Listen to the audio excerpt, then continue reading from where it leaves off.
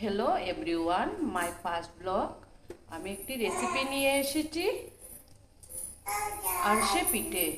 এই পিঠে বানানোর জন্য প্রথমে আমি 2 কাপ চালের গুঁড়ো নিয়ে নিয়েছি। 2 কাপ চালের গুঁড়ো নিয়ে 1 কাপ চিনি নিয়ে নিয়েছি।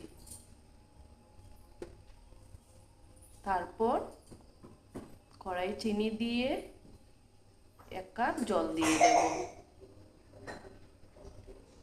তারপর অল্প জাল দিয়ে দেব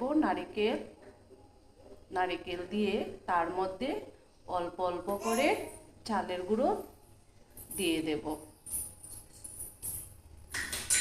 চালের গুঁড়ো দিয়ে এভাবে স্টিম কমিয়ে এভাবে আস্তে আস্তে রুটির মতো করে নেব। তারপর গোল গোল আকার করে সাদা তেলে ভেজে নেব।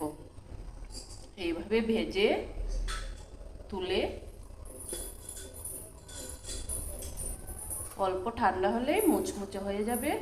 এভাবে যদি তোমাদের ভালো লাগে তারপর লাইক কমেন্ট সাবস্ক্রাইব করে আমার পাশে থাকবে।